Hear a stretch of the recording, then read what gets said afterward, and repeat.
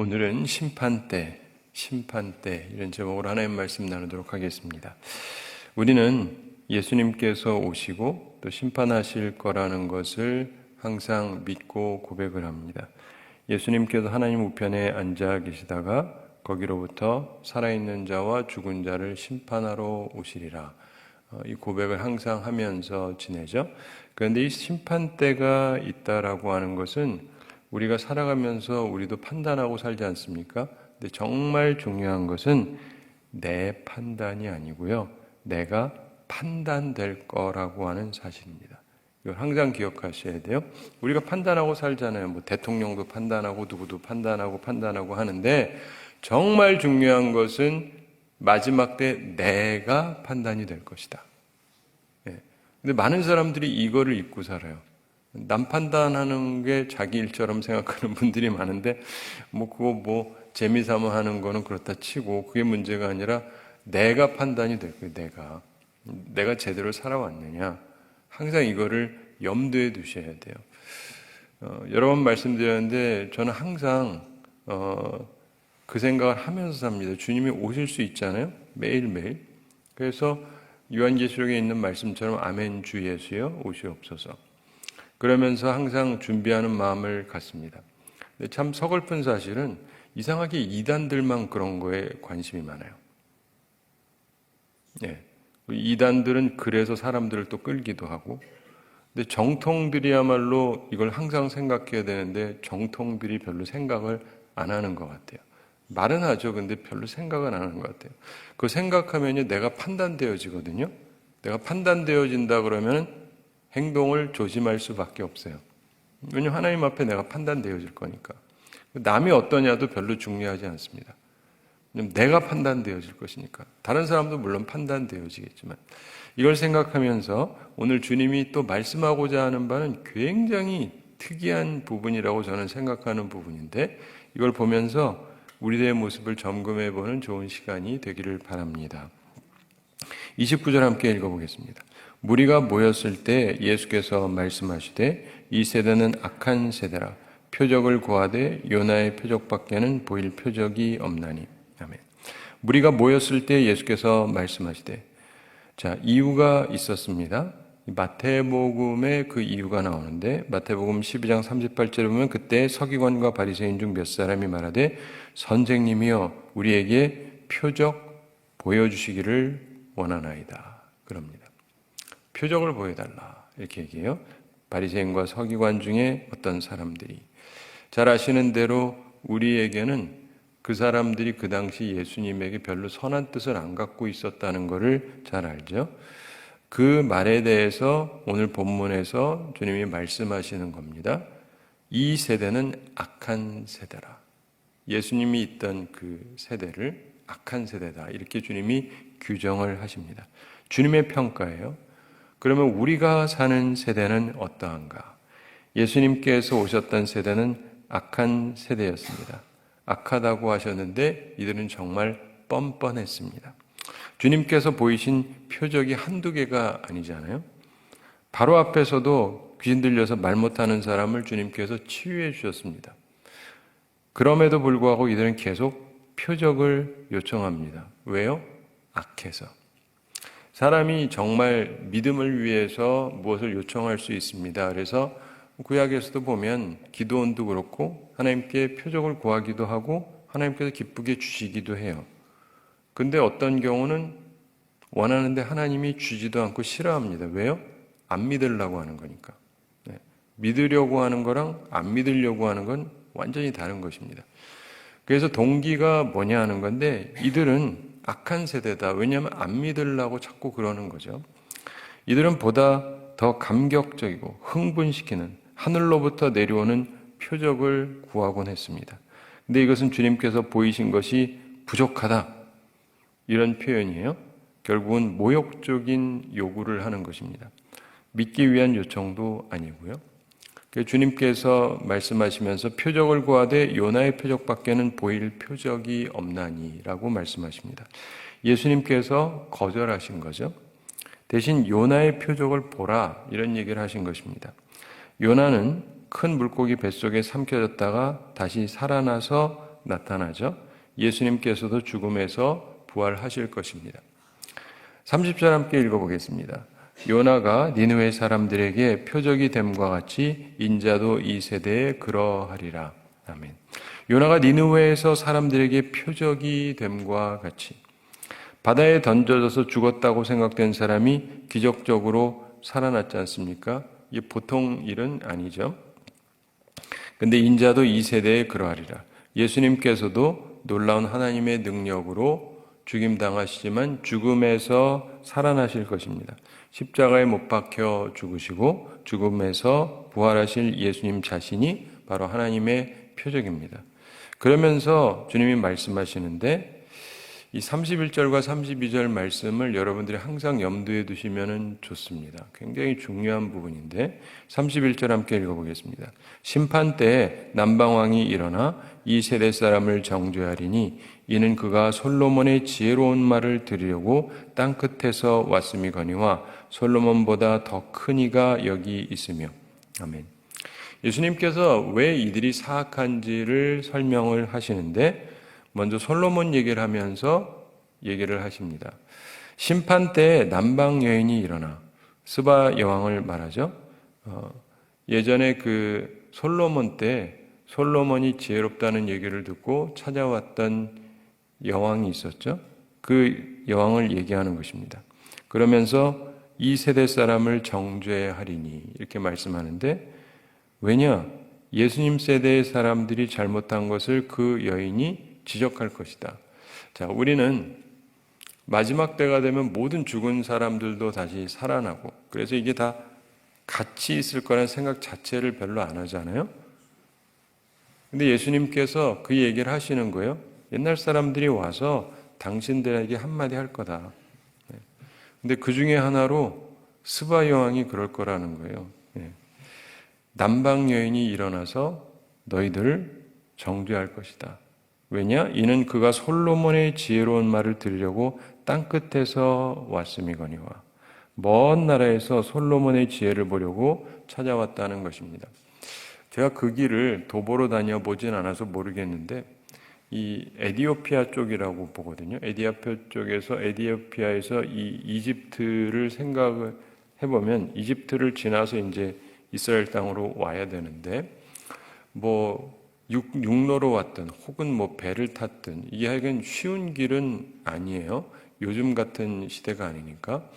그렇기 때문에 그 길을 간다라고 하는 것이 그리 간편하고 쉬운 일이 아님에도 불구하고 좀 보려고 왔습니다. 그리고 가는데 그냥 갈 수가 없잖아요. 그래서 선물도 많이 준비해가지고 수행원들 많이 데리고 갔습니다. 이거는 작정하지 않으면 쉽지가 않습니다.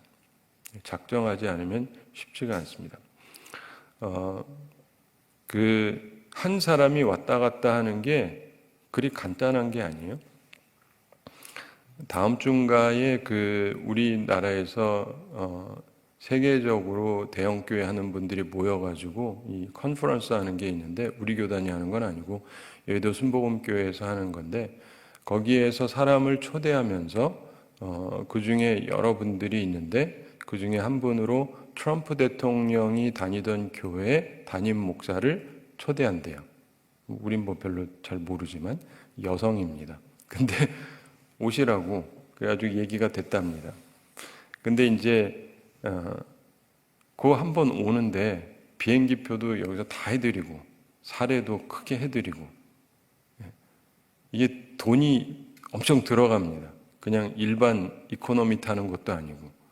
이해가 되세요? 근데 여왕을 직접 어떻게 한다. 이게 보통 일이 아니죠. 게다가 그냥 비행기 한 번 타면 끝인데 이건 그게 아니거든요. 그러면서 여러 날을 왔다가 여러 날을 가야 되고 이게 보통 일이 아닙니다. 근데 그거를 하려고 왔어요. 왜요? 솔로몬의 지혜로운 말을 좀 듣고 싶어서. 우리 식으로 얘기하면 예배 한번 드리고 말씀 한번 듣고 싶어서. 그런데 예수님이 말씀하고자 하는 건 솔로몬보다 더 큰 이가 여기 있으며, 솔로몬보다 더 큰 이가 누굽니까? 예수님을 얘기하는 거죠.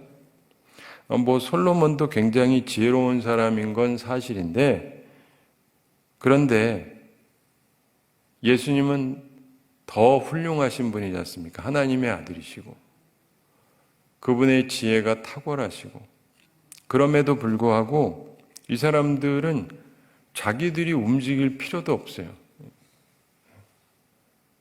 자기 그냥 있어도 돼요. 예수님이 오셨잖아요. 그냥 듣기만 하면 돼요.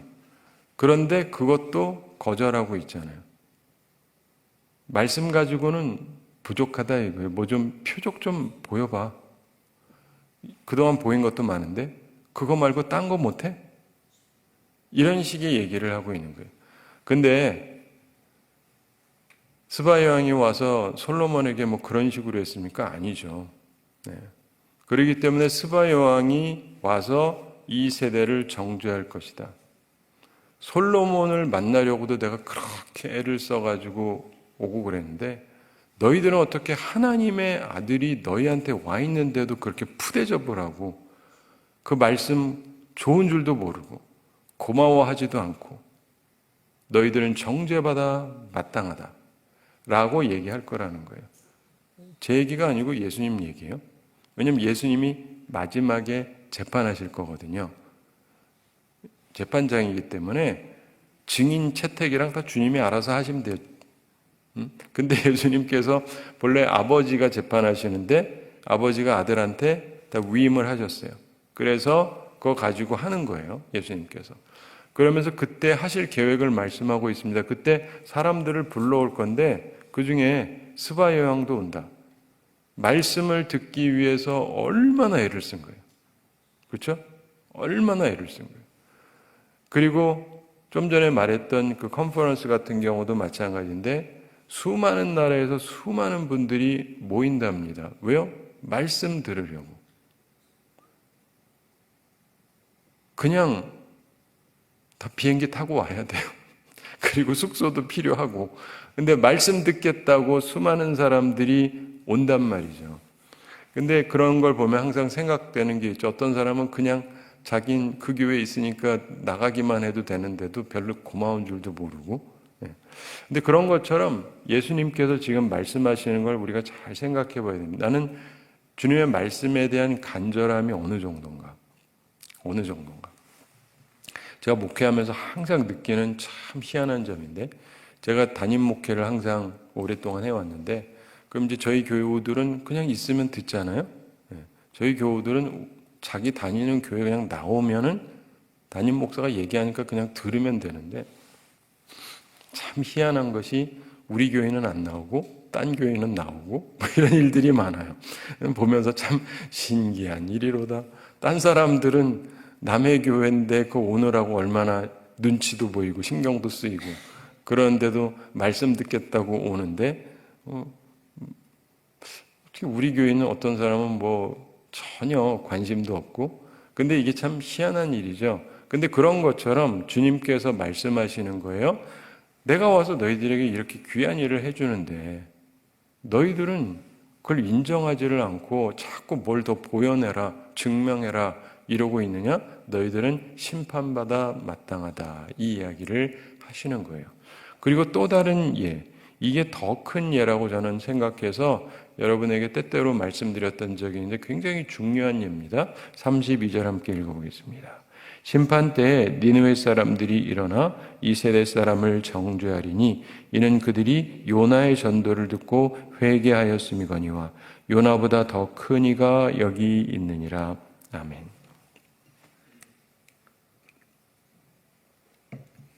심판 때에 니느웨 사람들이 일어나 이 세대 사람을 정죄하리니 이렇게 예수님께서 말씀하시는 거예요.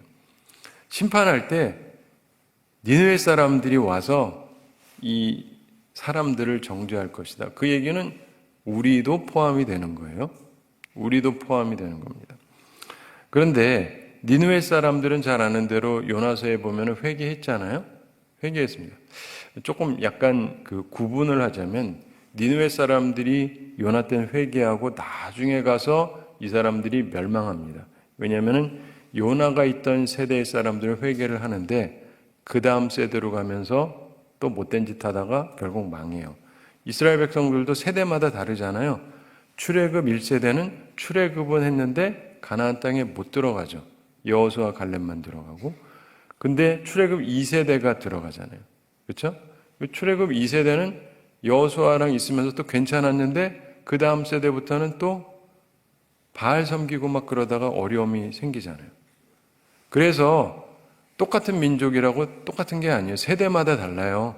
세대마다 믿음 좋은 세대도 있고 믿음 없는 세대도 있고 여러 종류의 세대가 존재합니다.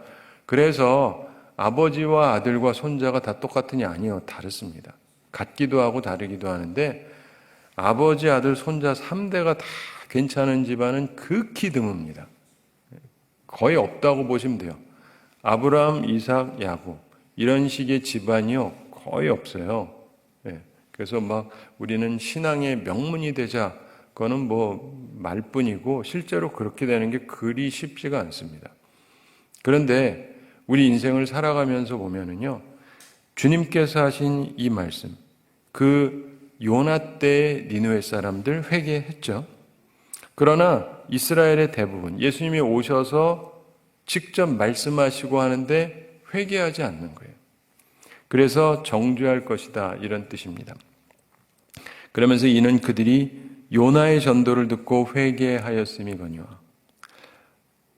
자, 이 부분도 잘 생각해 볼 필요가 있습니다.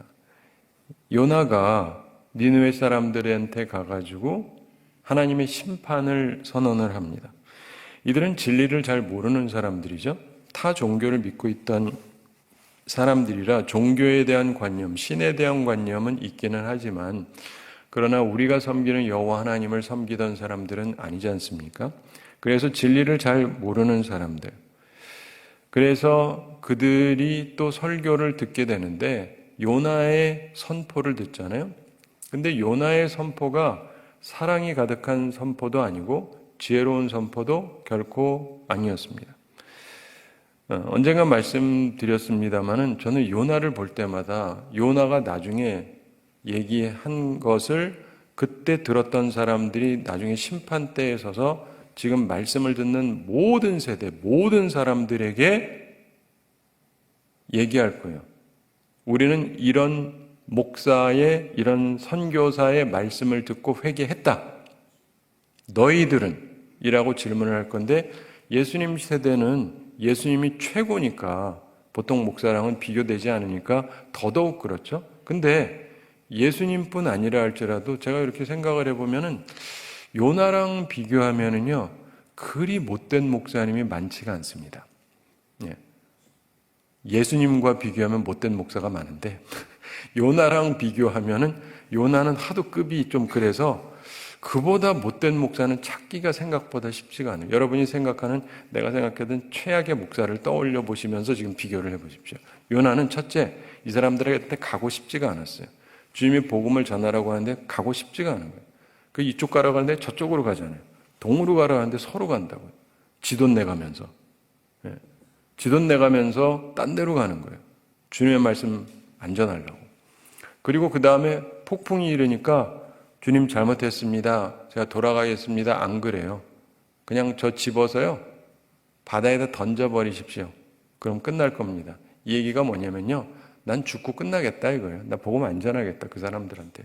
내가 이 사람들한테 복음을 왜 전하냐? 혹시라도 돌이키면 어쩌려고. 이 정도면 대단한 의지의 사나이죠. 미움으로 가득 찬 사람이에요. 목사 중에, 선교사 중에 그 정도의 사람은 거의 보기 힘들죠. 난 이 사람들한테 절대로 말씀 안 전한다. 내가 미쳤냐? 차라리 죽고 말지. 이 정도로 엄청난 사람이에요. 그리고는 물에 빠졌는데 그 요나서를 쭉 연구해 보면 이 사람이 물에 빠지면서요 상당히 버티다가 막판에 물에 빠졌다고 상상을 해보세요. 처음에야 뭐 죽지 뭐 그러는데 이게 계속 물 마시고 뭐 하다 보면은 굉장히 곤란하죠. 그러니까 막판에 가면서 회개를 해요. 주님, 저 좀 살려주세요. 그때 주님께서 물고기를 보내서 딱 삼키게 하시는 거예요. 그러니까 그리고 나서 그 속에서 3일을 있는 거예요. 일단 숨은 돌렸는데 주님이 확 살려주시는 것도 아니에요. 그래가지고 자기가 거기서 회개를 합니다. 돌이켜요. 주님 하라시는 대로 하겠습니다. 그래서 물고기가 뱉어져요. 그리고는 돌아가죠. 그러니까 니느웨로 가게 됩니다. 이제는 니느웨로 가긴 가요. 그러니까 죽을 뻔하고, 그러니까 어느 정도로 심하냐면 내가 이 사람들한테 말씀을 전하느니 내가 죽어버리겠다 하던 사람인데 진짜 죽게 되니까 할 수 없어가지고 그냥 전하긴 하겠습니다. 그리고는 가기는 갔는데 전하기가 싫은 거예요. 이 니느웨가 워낙 큰 성읍이라 거기 설명이 돼요. 사흘길이라 그래요. 사흘길. 워낙 큰 데라서. 근데 이 사람이 딱 반나절만 돕니다. 그러니까 신방해 그랬더니 쬐끔만 하고 끝나는 거야. 알았어요, 할게요. 죽긴 싫으니까 조금 하는 정도밖에 안 되는 거예요. 말씀을 전하긴 하는데 전하는데도 무슨 얘기를 하냐면요. 하나님께서 너희들을 심판할 수 있으니까 회개하라, 천국이 가까웠다 이런 얘기가 아니고 너희들 망한다예요. 그냥 저주만 하고 끝납니다. 회개의 길에 대해서 안 가르쳐줘요. 이 성은 망한다, 니들 망한다, 그게 다예요. 하나님은 사랑이라는 얘기도 없고 하나님은 은혜로우셔서 회개하면 받아주신다는 얘기도 없고 그냥 너희들은 망했다예요. 그 다니면서 그 말할 때 뭐 곱게 얘기했겠습니까? 그러니까 마음에 가득한 것은 미움밖에 없어요. 목사가 교인 전체를 한 사람도 예외할 것 없이 다 미워하고 다 저주받기를 바라는 목사가 있는지 잘 모르겠어요. 그 정도는 흔하지 않잖아요. 그리고 말씀을 전할 때 막 우리 그러자면 때린다 그러고 막 근데 때리는 정도가 아니에요. 이건 저주예요. 그냥 저주만 퍼붓고 끝나는 거예요. 여러분들 교회 오늘 왜 왔어? 당신들 그래봤자 소용없어. 저주 받아. 당신들은 천국 못 가. 다 지옥 가. 이러다가 끝난다고 생각해 보세요. 어이, 상상하기 힘들잖아요. 이 정도의 악한 마음을 가진 목사가 있습니까? 글쎄, 난 아직까지는 못 봤어요. 좀 나쁜 목사님도 있긴 한데, 근데 그 정도의 사람은 제가 본 적이 없어요. 그리고 나서도 나와서 기다립니다. 뭘 기다려요? 혹시라도 회개할까봐가 아니라 언제 망하나 보려고. 야, 목사가 교인들 바라보면서 저 인간들 언제 망하나 보자. 바라는 게 그거밖에 없어요. 다 망하는 거, 빨리 망하는 거. 그러면서 이제 망할 거다, 망할 거다, 망할 거다. 니들은 저주받았다, 망할 거다. 이런 목사가 있을까요? 그러면서 하나님께서 이제 박넝쿨 해가지고 하시는데 그때에도 박넝쿨 이렇게 이 넝쿨로 이렇게 그늘을 했다가 그 다음에 주님이 벌레 먹여가지고 이게 시드니까 힘들잖아요. 그러면서 막 화를 내고 짜증을 냅니다. 그때 하나님이 야, 박넝쿨이 그렇게 귀하면 이 많은 사람이 얼마나 내게 귀하냐. 그런 얘기를 하시는데 자 보세요. 그 사람은요. 그래서 돌이켜서 주님 잘못했습니다. 그들을 사랑해 주시고 저들을 구원해 주십시오라고 말했다는 말이 전혀 없습니다. 그런데 이 사람들은 그걸 듣고 회개했다는 거예요. 이게 대단히 중요한 얘기예요. 좋은 목사가 온 게 아니에요. 진짜 나쁜 목사가 왔어요. 축복의 말은 한마디를 안 해요. 말만 하면 저주야. 그리고 나를 진짜 미워해. 그리고 정말 저주받기를 원해요. 그런데 그런 설교자의 말씀을 듣고도 사람들이 회개한 사람들이 마지막 날에 와서 얘기할 거라는 거예요. 니들 설교자 가지고 뭐라 그러지? 나는 이런 설교자의 얘기를 듣고도 회개하고 구원받았다. 어디다가 설교자 가지고 비판을 하냐? 라고 말할 때 말할 수 있는 사람이 누가 있겠어요? 그래서 저는 이걸 보면서도 예수님의 말씀이 진짜 성경 주석이에요. 이 말씀 가지고 요나서를 다시 보면요. 완전 충격 그 자체. 세상에 목사나 선교사가 그렇게 못된 인간이 어디 있어요? 못된 사람들이 있긴 한데 요나만큼은 도달하기가 힘들어요. 근데 그걸 듣고도 회개하고 돌이키고 생명을 얻은 사람이 있다더라. 이게 성경 말씀이에요. 그 예수님께서는 있다더라가 아니라 그들이 너희들한테 와서 얘기할 거다. 설교자 핑계 대지 말아라. 중요한 건 마음밭이라는 거예요. 예수님이 자꾸 얘기하시는 거는 누가 어떻게 뿌리느냐 이게 아니고 마음밭이 어떠냐. 마음밭이 괜찮은 사람은요, 그냥 때리는 얘기만 듣고 그래도 회개하고 드릴게요. 예전에 제가 어렸을 때만 해도요, 목사님들이 진짜 치는 얘기 엄청 들어야 되셨어요. 부흥회만 하면 맨날 잘못했다고 그러고, 교인들이 맨날 우는 거예요. 하면서 사람들이 괜찮은 거예요. 잘못했다 그러는데, 그러고 보니 내가 잘못했군요 하고는 이게 돌이키는데, 요즘은 조금 기분 나쁘면 왜 때려? 왜 저런 목사가 와가지고 말이야, 그래가지고 요즘 우리 한국에서 유명한 부흥 강사 딱 한 종류입니다. 웃겨주는 분. 예, 누구라고 얘기하면 많이 아시는 분. 그분이 하는 말이 있어요. 그냥 나는 웃겨주러 간다. 안 그러면 듣지도 않아요. 지금 세대는요, 굉장히 사악해요. 굉장히 사악해요. 과연 우리는 괜찮은가? 근데 예수님이 말씀하셨잖아요. 그들은 요나의 전도를 듣고 회개했다. 그러면서 요나보다 더 큰 이가 여기 있느니라. 진리를 더 아는 이스라엘 사람들이 세상의 빛으로 오신 예수님을 거절하고 있잖아요. 니느웨 사람들은 여호와 하나님을 모르고, 지금 예수님과 함께 있는 사람들은 여호와 하나님을 알고 있잖아요. 말씀도 알고 있고, 오늘날의 교우들도 주님의 말씀을 꽤 알잖아요. 오히려 예수님 당시보다 더 많이 알지도 몰라요. 그렇죠? 신약 성경도 있고 그래서 굉장히 많은 말씀을 들어서 알고 있는데, 그런데 이 말씀을 듣고도 회개하지 않는다면 나중에 그 심판을 어떻게 감당할 것인가? 예. 그러면 자꾸 설교자 얘기만 하고 당신이나 잘해, 좀 더 보여봐, 증거를 보여봐, 이거로 나갈 거냐? 그래가지고 주님 앞에, 심판대 앞에 제대로 설 수 있겠느냐, 이 얘기를 하시는 겁니다. 사실상 예수님을 모독했던 바리새인과 서기관들이었는데, 나는 어떤가를 생각해 보시기 바랍니다. 정말 중요한 것은요, 내가 판단하는 것이 아니고 내가 판단될 거라는 사실입니다. 그걸 항상 기억하셔야 돼요. 저도 지금 설교하고 있지만 저도 판단된다는 생각을 해요. 오늘 말씀을 하면서도 이 말씀도 제대로 했는지 안 했는지 주님이 판단하시겠죠. 저는 생각하는 게 그거예요. 이렇게 하는 얘기도 뭐냐면, 저희 교우들뿐 아니라 모든 사람들이 기억을 해야 되는 게, 자꾸 딴소리 좀 하지 말고 요나와 니느웨 사람들 좀 생각하면서 주님이 그 사람 보낸 데도 이유가 있어요. 제가 옛날에 알던 어떤 훌륭한 장로님이 계셨어요. 이 장로님이 진짜 훌륭한 분인데, 사회적으로도 성공을 했음에도 불구하고 굉장히 겸손하고 목사님을 잘 협력하고. 제가 기억나는 게, 저희 아버님께서 목회하실 때 강북에 있다 강남으로 내려오시는데 당회에서 협력을 안 해요. 이분이 땅을 사라고 돈을 주셨어요. 자기 돈으로. 그래서 교회 지을 땅을 그분 개인 돈으로 샀어요. 별거 아니죠?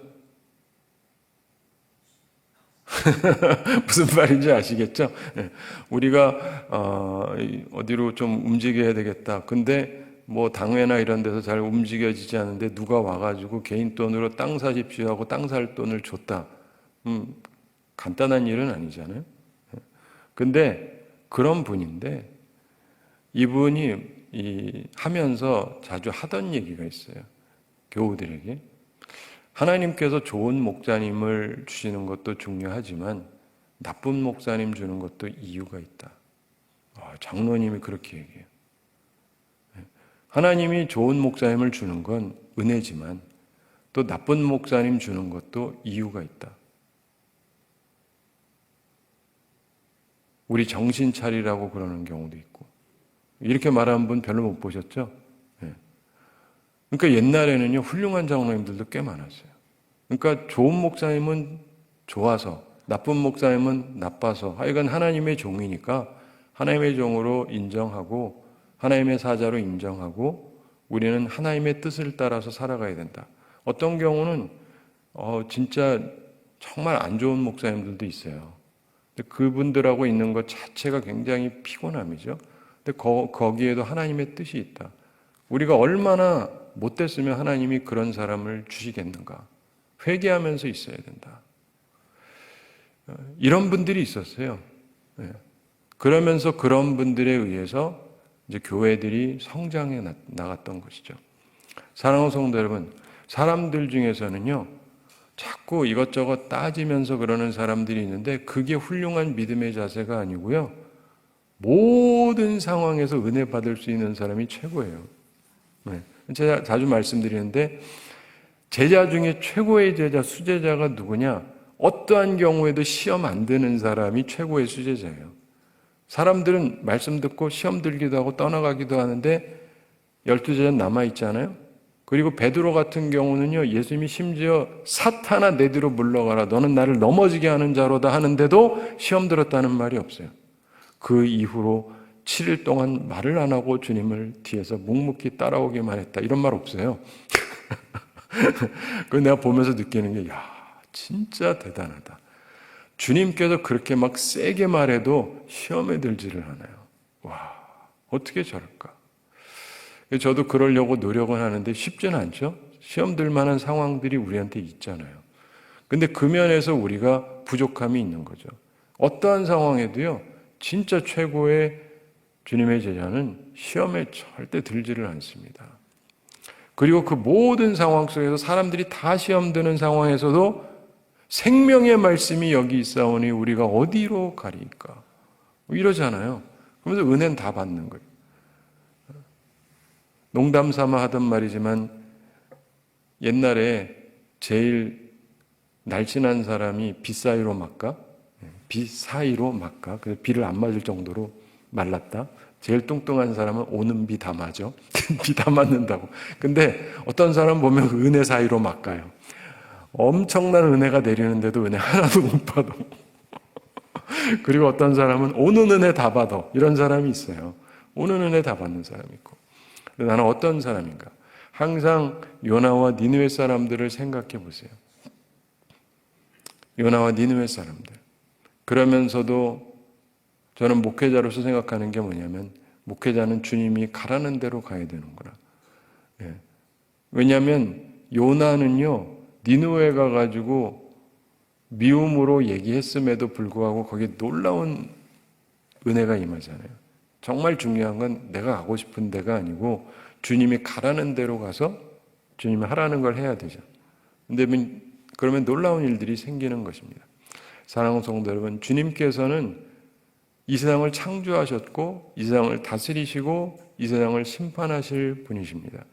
그분은 모든 것을 알고 계세요. 그러면서 근데 우리가 그분을 판단하면 안 돼요. 그분이 우리를 판단하시는 거죠. 이 말씀을 기억하면서 주님으로부터 칭찬받는 삶을 살아가는 우리 모두가 되기를 바랍니다. 우리 함께 기도하겠습니다. 사랑의 하나님 아버지, 우리를 사랑하시고 오늘도 저희들에게 귀한 말씀 주심을 감사드립니다. 심판대에 대해서 말씀해 주셨는데 이 말씀을 저희들이 기억하면서 스스로를 돌아보는 귀한 시간 되게 하여 주시옵소서. 오늘 하루를 지내면서도 말씀을 묵상하면서 나는 과연 어떻게 살아왔고 지금 어떤 자세인지 돌이켜보게 해주시고 주님이 기뻐하시는 모습으로 살아가는 주의 사람들 다 되게 하여 주시옵소서. 주님, 저희들은 항상 부족합니다. 저희들을 불쌍히 여겨주시고 주의 성령으로 저희들과 함께 해주시고 하나님의 말씀을 잘 깨달을 수 있게 해주시고 주의 말씀 붙잡고 승리하는 삶을 살게 하여 주시옵소서. 오늘도 주님께 나온 모든 성도들 기억해 주시고 영육간의 강건함을 더해 주시고 일용할 양식 공급하시고 삶의 어려움이 없게 해 주시고 풍성함을 허락하셔서 넉넉한 손길로 하나님의 일을 위해서 또 어려운 사람들을 위해서 선한 삶을 살아가는 저희들 되게 하여 주시옵소서. 또한 우리에게 은혜를 베풀어 주셔서 시험에 들지 않고 항상 악과 싸워 이기는 주의 사람들 다 되게 하여 주시옵소서. 주님, 오늘도 우리와 함께 동행해 주시고 저희는 주님과 함께 동행하면서 주님을 기쁘시게 하는 삶을 살게 하여 주시옵소서. 감사드리며 예수님의 이름으로 기도드리옵나이다. 아멘.